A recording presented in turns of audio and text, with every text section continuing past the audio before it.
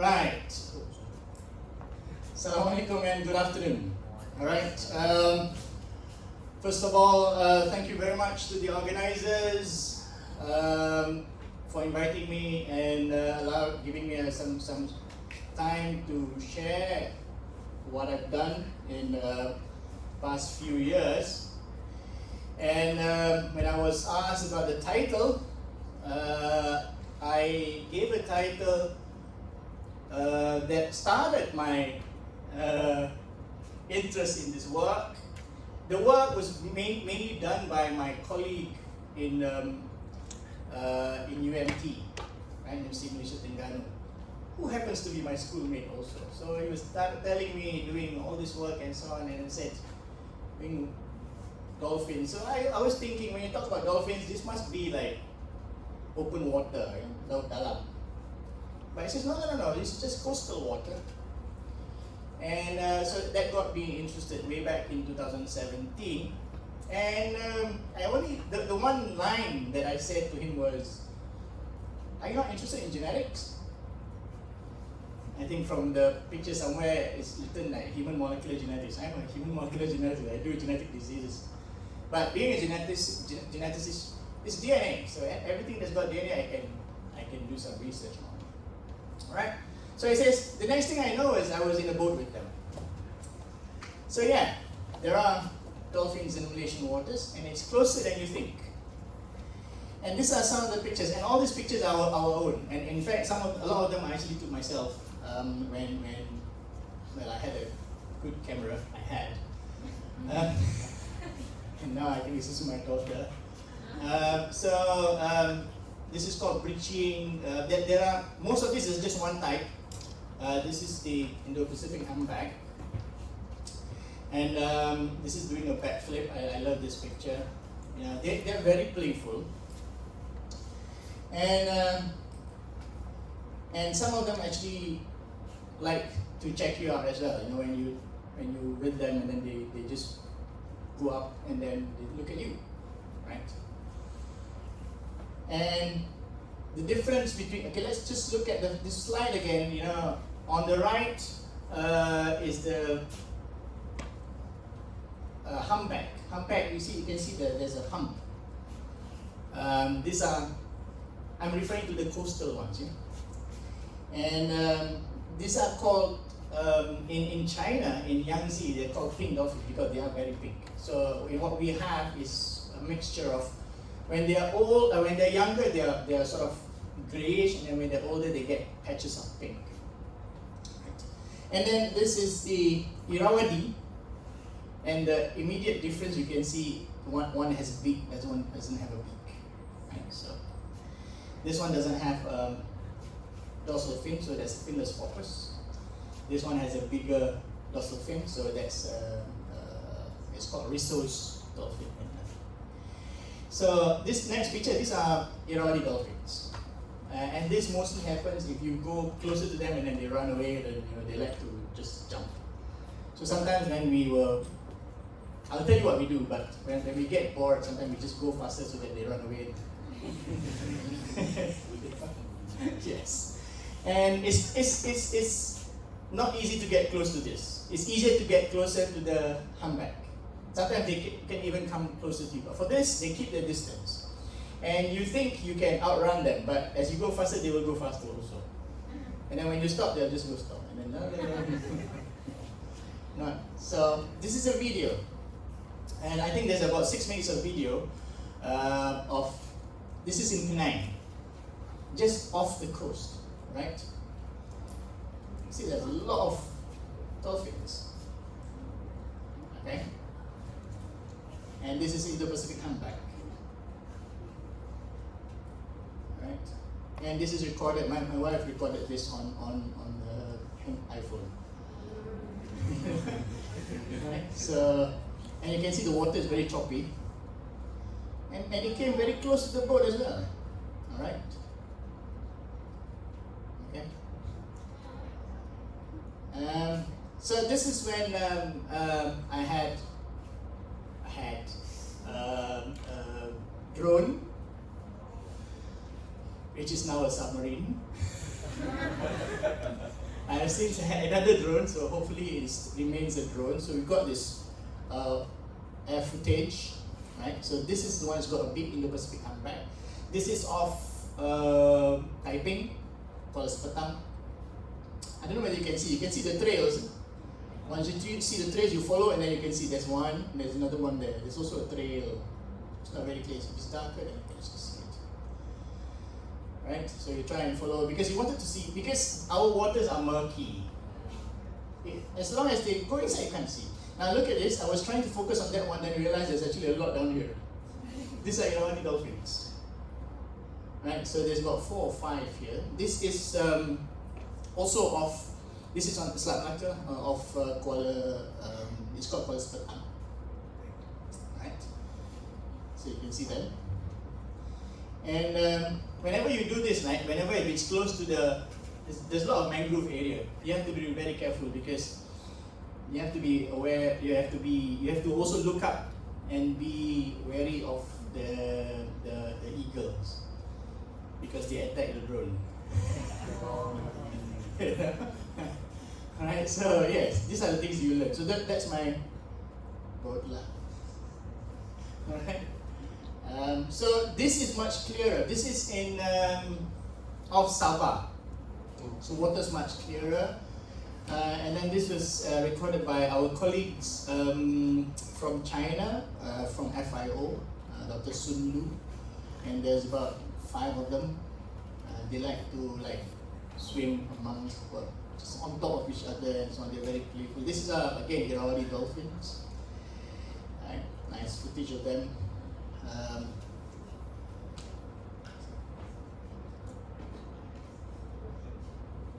Very peaceful.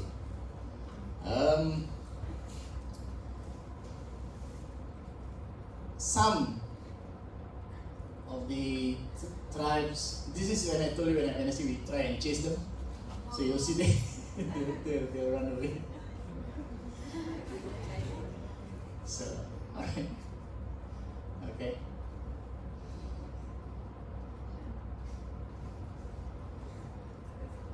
And the water is not deep. It's about 2 meters, 1 to 2 meters. And it's very shallow. You can see, this is why you can see a lot of mud. Alright. Now this is from a friend, and this is the coast. This is off Yan. You know, there's a Pulau Song Song, Pulau of Yan. You can actually see from the resort, from the shore, and this thing is like. My friend was asking, what's it doing? I said, learning to do handstand. Because I remember doing that in a swimming pool when I was younger. So that's what they're doing. And again, you can see the trails, then you start away, and then there's a trail here, there's a trail. You try and follow, and then you wait until it needs to breathe, and then you give up because you don't know where they are. Because they can stay in the water for quite some time. Well, you see a lot of this, and in a recent documentary in National Net Geo, so you realize that they actually scour from the bed, right? And that's because there are 2 reasons they can get it. Either they're using their mouth, or they can also use their tail to just get the water out. Right? Because sometimes they eat. There's a lot of fish that actually hides inside the sand. And I wanted to take a picture, but I forgot. The ones that from the television. So that's chaffing. So you can see coming out, and then okay. And this is mother and calf down here. And this is of course off the coast of Kedah, Yan. So we've been to quite a few places, from Kuala Sepetang to Penang, and also Kedah. So the only thing that is limiting at the moment is actually the funds that we don't have at the moment. So see, you can see they're still trying to do that as well. Alright, so I think that's the end of the video. Is it? Alright, okay.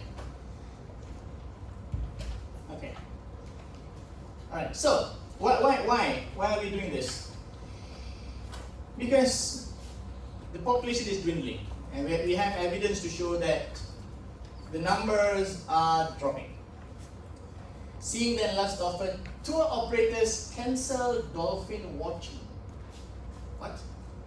Have you heard of a dolphin watching for this? Well, some of you may have, but it's not something that's common. But I managed to download this. This is the date is 2011, and they have this lucky dolphin package. You can actually go out and dolphin watching, and then. But we spoke to one of the operators. They said, they once had a group from Taiwan, and then they paid a lot of money to come, but when they go out, they didn't get to see any dolphins. So he had to open table kind of thing. He's trying to show them video. They said they don't want. So from then on, they said it's not a very safe business anymore. So they stuck to fireflies, eagle feeding, and so on. But no more dolphin watching. Right? So yes, there is evidence to show that the numbers have significantly reduced. So, well, these are some notes. I'm not sure you're not interested in why I do it. This is the lecturer side of me having to say all this. Extinction, because extinction is actually natural. Extinction is the opposite of speciation. You get new species. So it's a natural process. However, the problem is this balance is somewhat lost. There is the depletion now is actually 4 to 5 times the background of speciation. So this is why we're concerned. As long as it is every extinction is replaced by a new species, it's fine. But now the extinction is much more quicker. So that calls for a lot of concern. This is one paper. I promise I don't have any more, just one. It says biodiversity is Earth's greatest natural resources. If the biodiversity of a community is forced out of balance, ecosystem function will be hampered, and to the detriment of not just the system but also human health and economy, because it's all interrelated. Right? You depend on what's in the sea, and examples include loss of productive habitats, decrease of economically valued species, increase of pathogen, and even, like I've seen the presentation by our colleague, our friend, on invasive species. And it also been shown for certain areas where if you maintain biodiversity, then the ecosystem becomes more resilient. So there's enough proof to support for this ongoing concern. And here there's a small note here. This is just for me. There's genetic diversity, species biodiversity, ecosystem. There's a lot of different biodiversity angles. Of course, what I'm talking about is on the genetic diversity. Right? Why do we need diversity? Let's just talk about COVID. You will see that the whole population has been hit. Some survives, unfortunately others don't. Why is that? Because there is diversity, there is differences. You imagine if there's a population, a small enough population that everybody's having the same genetic material, if this disease comes, everybody will be affected. So that's why you need diversity. And one of the ways to measure diversity is actually looking at genetics. Right? So from genetic, you look at heterozygosity, you look at number of alleles, you look at the family structure. There are various things you can do with genetics. But as I found out, the challenge is not the analysis, the challenge is actually getting the samples. Well, before I get into that, so unfortunately, one of the biggest causes of loss of genetic heredity is actually human activities. And sometimes it's inevitable, we can't really avoid it. Right? Because populations grow, economy grow, you need to live, right? And then you need more and more land. There's a lot of, you can use it, but sometimes there are rules and regulations, but not many is really they're not aware, so they just go for it. For example, in the village that we normally do our research, they use this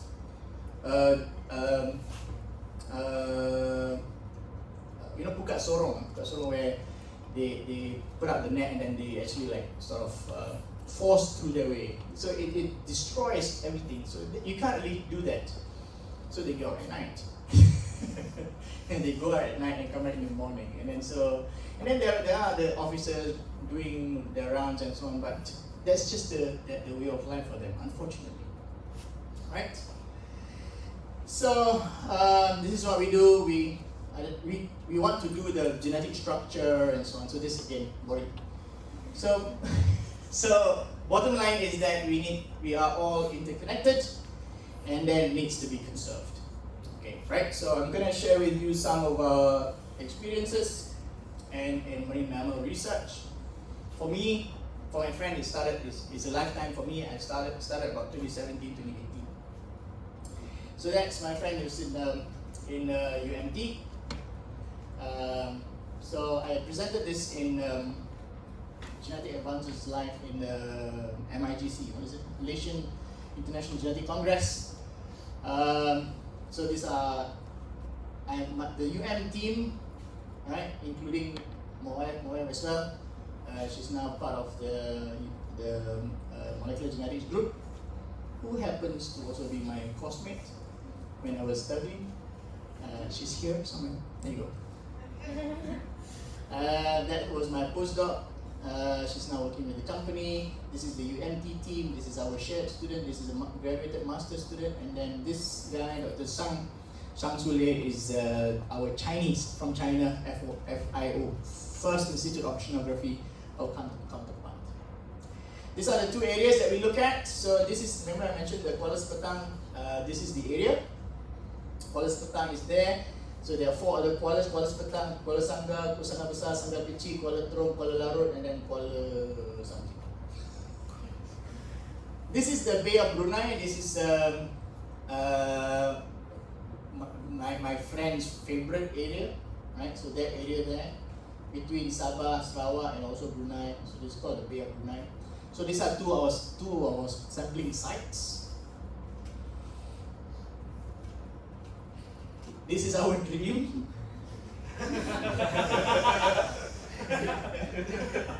Right? This research vessel, but in actual fact, this is where we are, right? Okay. Right, so we still get that far. It's not far off, maybe about less than 5 kilometers off the coast. That's me, this one operating drone.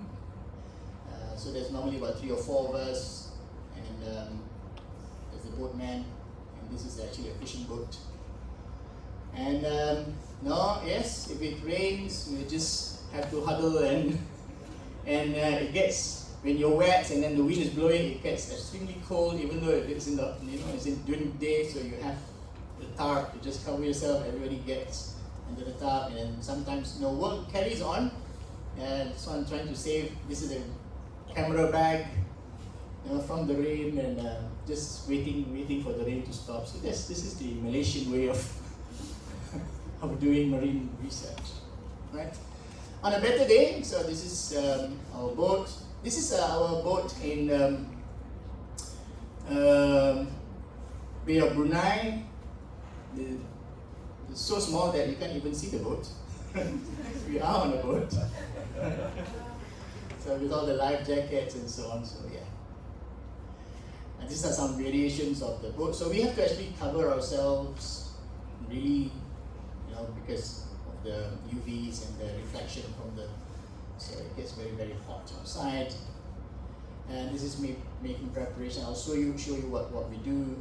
This is one student. This is our boatman. This is in Bay of Brunei. Right. Because I need DNA, so I need to take a biopsy. And unfortunately, I tried calling them. They don't come. The dolphins. So you have to shoot them. And we try as much as we can because now, no, we don't kill them because we are conserving. This is a standard way of getting samples. You actually shoot a dart. At the end of the dart, there's sort of a, like a straw kind of a, the one you use for packet drinks like that. Like it's kind of a cylinder. It's very sharp. It's called a cutting head, and then it will go in. There's a bit of a metal cap, and then it will drop off, and then it will take with it some bits of skin, and we get the DNA from there. My friend is licensed with the rifle and the shooting, but I got most of the samples.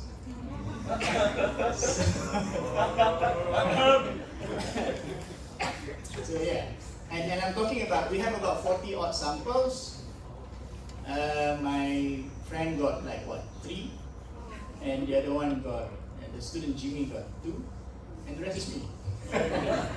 Kind of a sharp shooter kind of.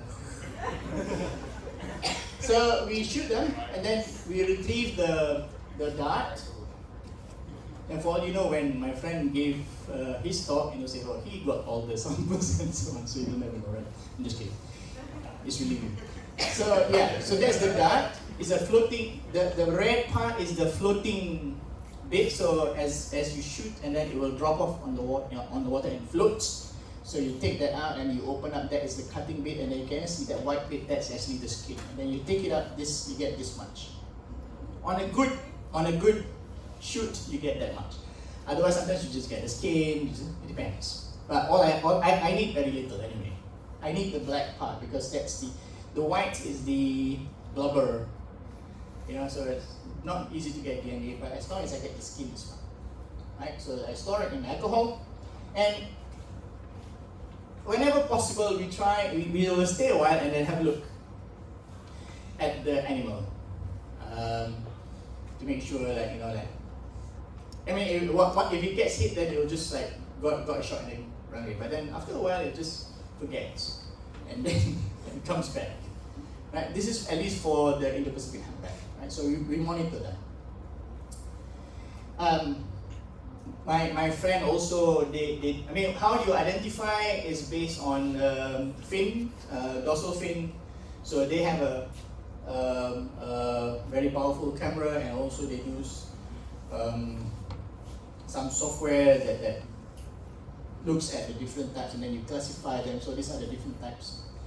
They do that part. I just put the things here. I show you this because I just want to tell you the challenge of actually trying to get samples, because they're not there on the surface all the time. They just go up, and you saw the video, right? So you just go up and down. So then you have to be ready, and then whenever you see them, then you try and aim and shoot. You'll try to wait for them, and then they are down there. Then you go down there, then down here, And it's worse when you have people at the back. So you're waiting, and then say, "Oh, kanan." Then you go down there, then you go up here. So, as and when we know, if I'm the one shooting, please keep quiet. Just wait, because this is what it is. This is like this is a consecutive frames. You see that one. You can see the beak, and then it goes out, and then it starts to go back down again. Goes out, and then goes back down again. The beak goes out, goes back down again. So it's very quick, right? So you need patience. You need muscles, because the rifle is really heavy, and you're standing on the boat, and it goes like that, and you're trying to shoot, right? Patience, heat tolerance, because as I said, we don't have a roof on top of our head. You need reflex, it's focus, again, patience, accuracy, patience, because you just don't know where they are. These are wild animals. If you go up to the sea, there's no indication as where you want to go. You just go up. And on some days you see them, some days you don't. Remember at the start of the beginning of the year, for those who were here, there were a lot of them, right? We went the second day, none. So these are some of the samples. This is a long one, I got that, but you also sometimes you just get scrapes of the skin. That's me.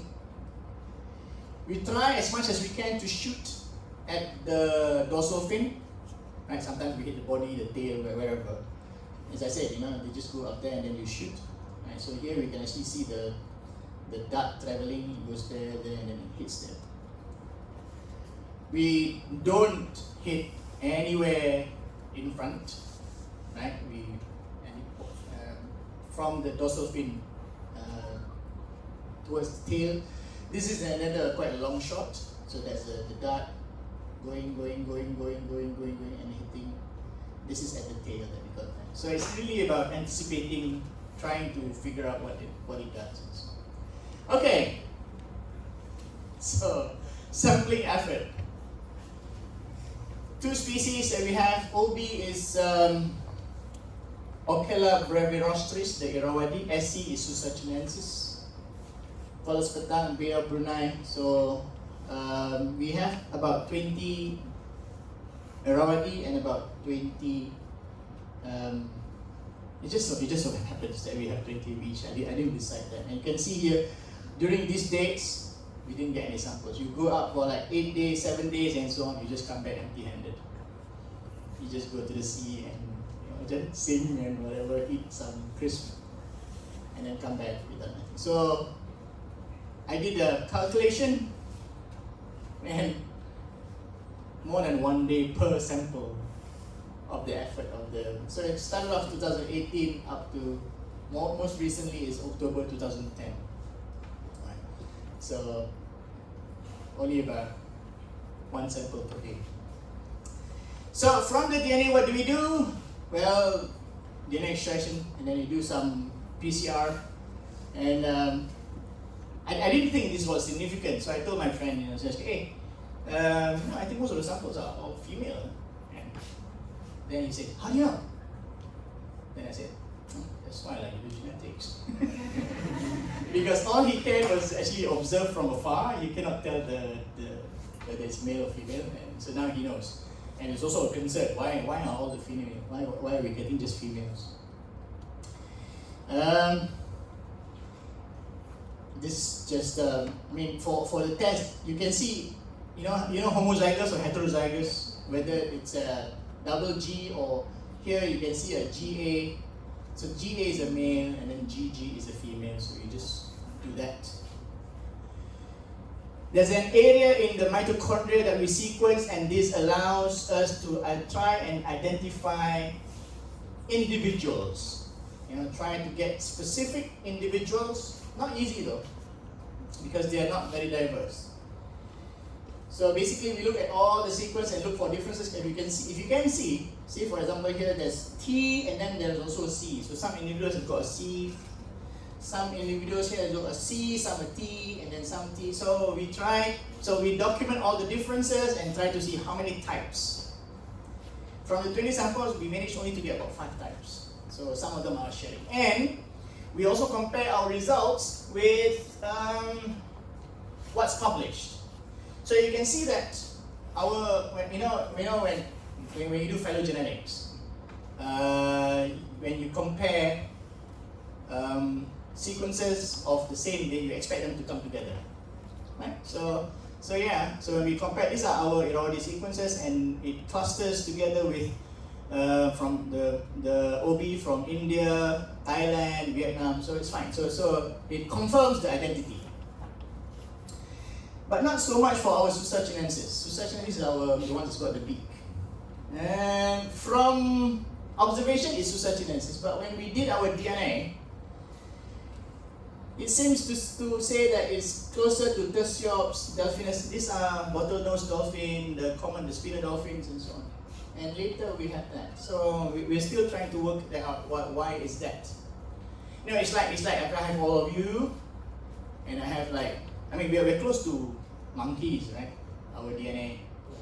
You have yours, and then I have the monkeys, and test my DNA, and then suddenly my DNA is closer to monkeys. Either there's something wrong, either that or either I'm a monkey. So I'm trying hard to prove that I'm not.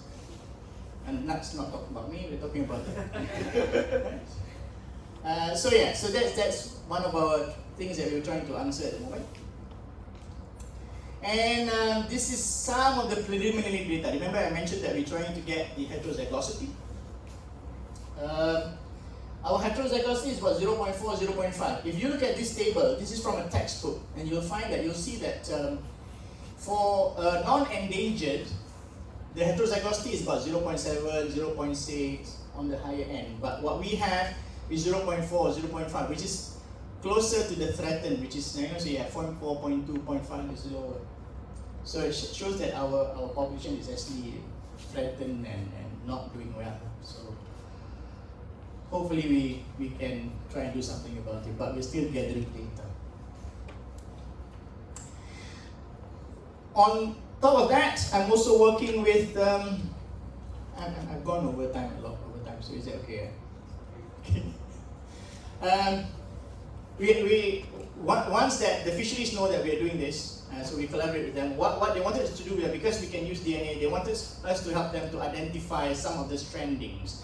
What are strandings? These are animals that go, that you find on the beach when they're dead. So such strandings. Some of them you can actually see. This is Irrawaddy dolphins. You can see the dorsal fin, you can see the shape, right? But some of them is not really identifiable, and some have degraded. This one, when we looked, is Phyllis poppers. This one we still don't know. We're trying to get the DNA because I think even the DNA has been degraded. Alright, so we're trying to get more samples from this. This is from Miri. This is Irrawaddy dolphins, I think. Unfortunately, when he took the picture, it's covering. I'm not sure whether he has the dorsal fin or not. Right? I wanted to see. I think the dorsal fin is somewhere behind that arm. Well, we can't blame them. They're not scientists and so on. So yeah, because normally when they find this, they will bury. So we have to really act fast. This is another finless poppers. This is actually a dugong. Baby dugong actually came to a. This is our colleague in Sarawak. Right.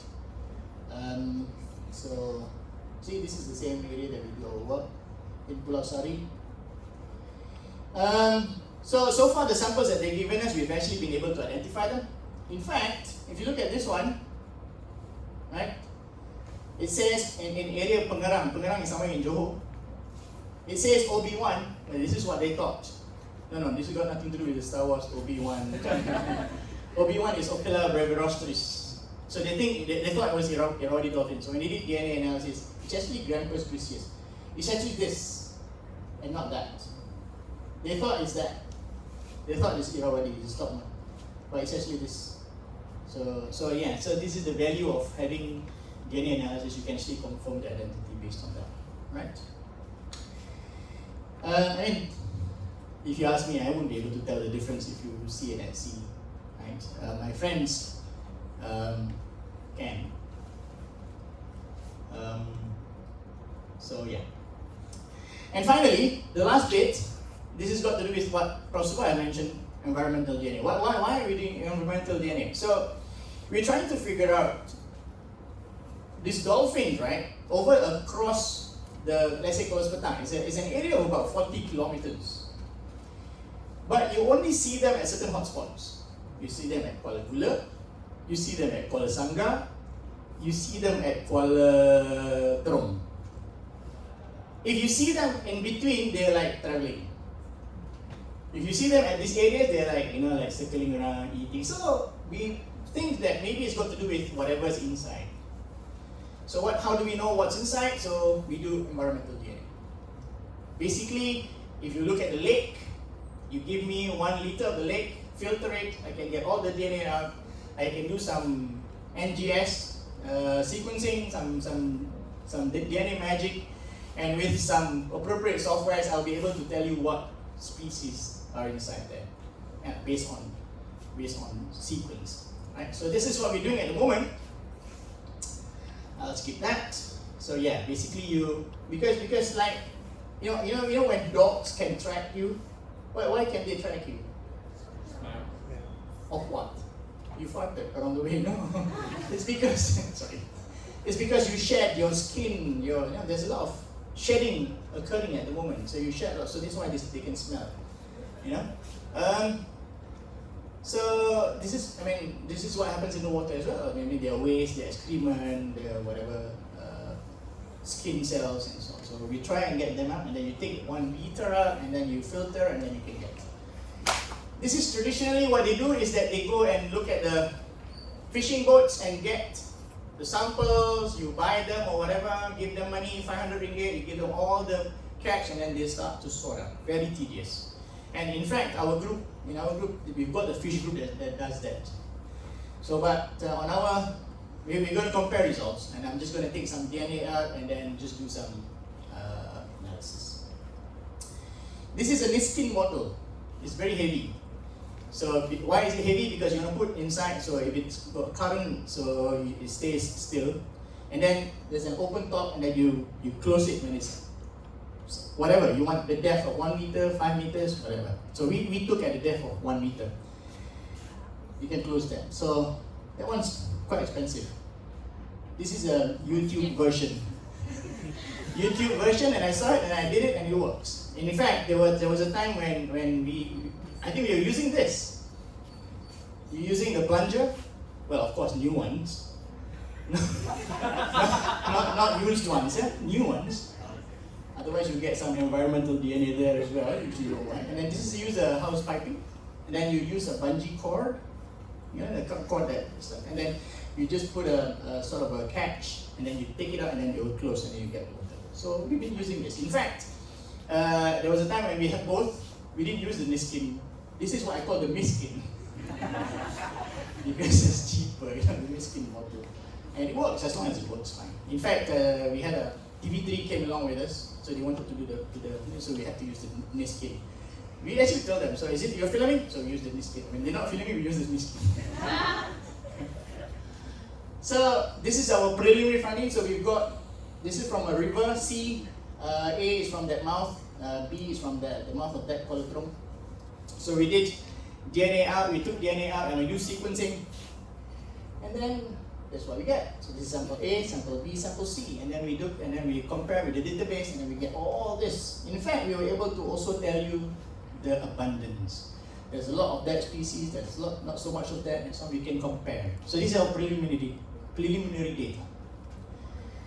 So in fact, we can compare between some population, sample A, sample B, sample C. Like for example, this one is actually unique to sample C, location, and this kind of things.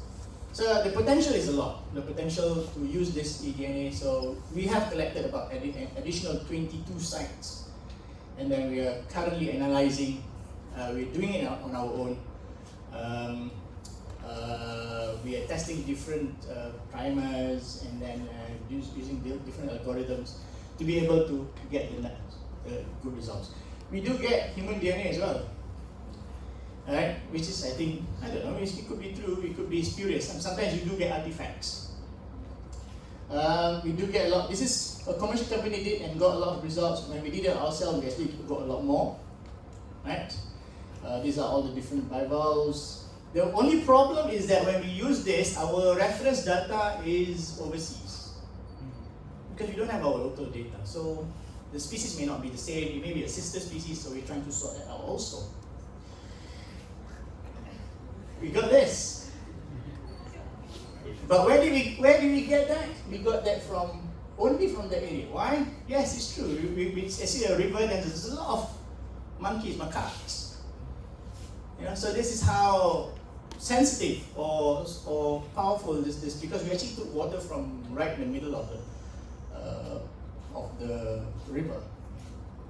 Right? So well, I haven't seen them on I haven't seen any cows yet, right? But there are also other studies that report they find DNA of horses, not seahorses, real horses, but I think these are some of this is bioinformatics, right? So you have to be able to play around with the data. But point is, it works, it has potential, and so we're doing it now, right? What are challenges? Because it's relatively new. Rich groups are filtering like 35, 50 liters. Others use, and we use 1.5. So whether 1.5 is representative, we don't know that. So we are trying to, that's why we have the 22, we have one kilometer apart. We want to see whether, what's the difference? And we should be able to tell you that. Filtration, there are different types of filtration. How do we preserve the eDNA? When we get, in most works, when you get the DNA, you need to cook, you need to make them cold. Well, in that boat, it's not easy. You don't have a refrigerator, right? So we have the best we can come up with is the quota where you put all the fish, you put the ice. So that's the best. But still, you have to transport it from there into the car and so on. So we're trying to figure that out as well. And then, of course, on the lab side, what markers to use and so on. So we're working on that one as well. So this is the team. Me, my wife, Dr. Song, Jimmy, Fat, Jimmy again. This is my friend, Dr. Song, Dr. Sally, who was my postdoc. This is our current our current master's working in IAS. This is Nukman. He's actually an undergraduate, but did a lot of work. And of course, thank you to the Dolphins for participating. Without them, there won't be this project. And thank you for, after a long day's work, and only just sleep. My wife just can't really understand how I can just sleep anywhere. This is right at the front of the boat. Well, so yeah. Okay. If you're interested, I've got this is. I can't say that I upload regularly. Just when. So this is the TV3 documentary on Permata Poloscotan. And also, this is the UN version of it. It says saving the dolphins of. It's not that dramatic, I haven't done much to save anything, but yeah. So that's what we have. Alright, so this is acknowledgement. Thank you to these people. That's my number and my emails. Thank you very much.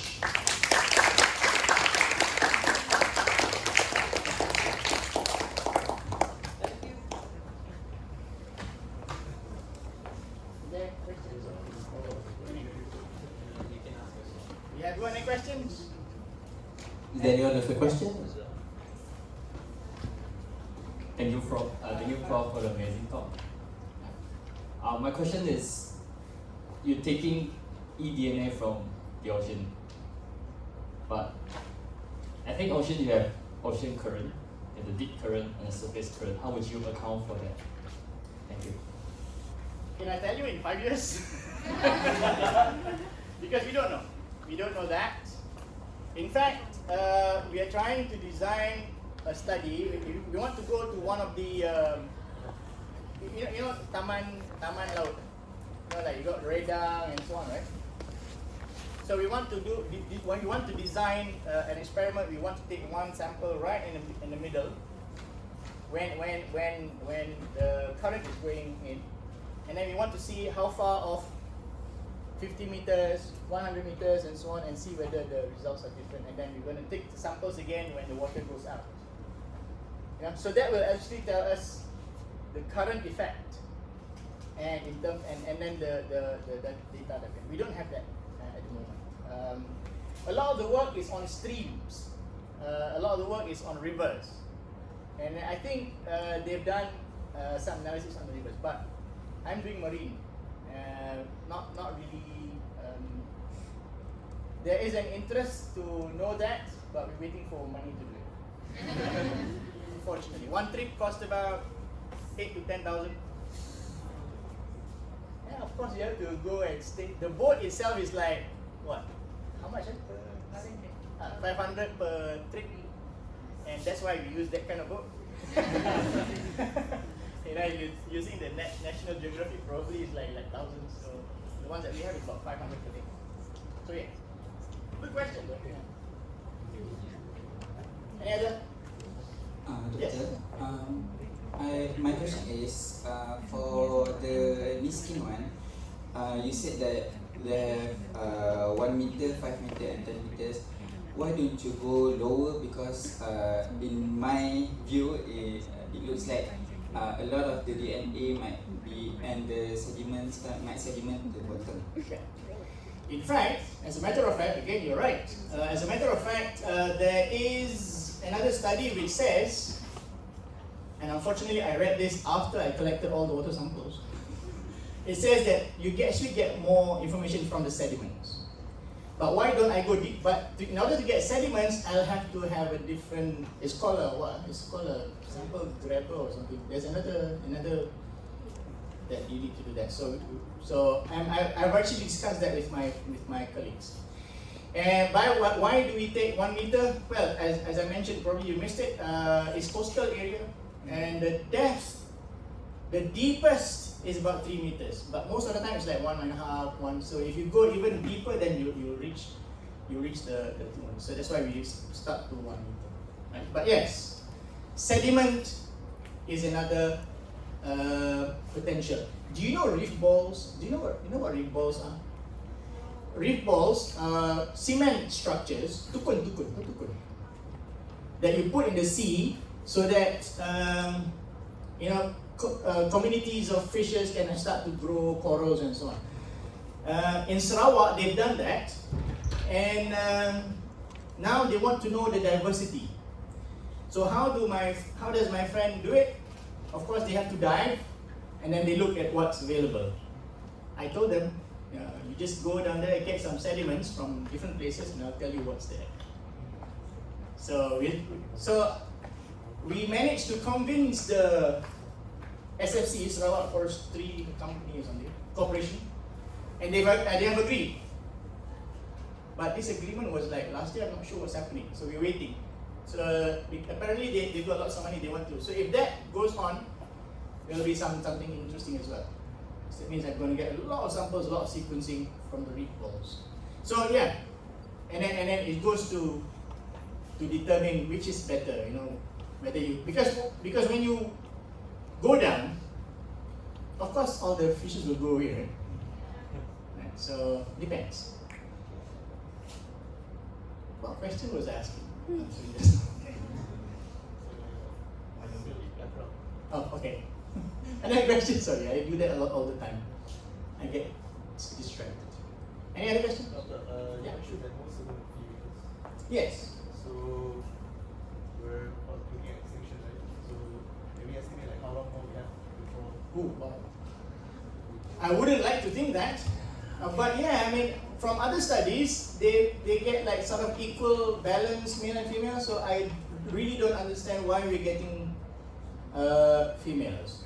We don't understand enough of the behavior. Maybe it's like the lions. You have one dominant male or two, and then you have the community. So maybe it's like that. I don't know. And then the male stays in one place, and then the females, with the cubs and so on. I'm not sure. But other studies in Australia and so on, when they show the data, they actually get a balanced number. So I'm not really sure, and I don't know whether, if that's the case, then it's really worrying. But then again, when I looked, right, you can see we get about 20 samples and so on, but from pictures of the dolphin fins, right, they have a software, they try to calculate the numbers. They're thinking the actual number is about 100 something.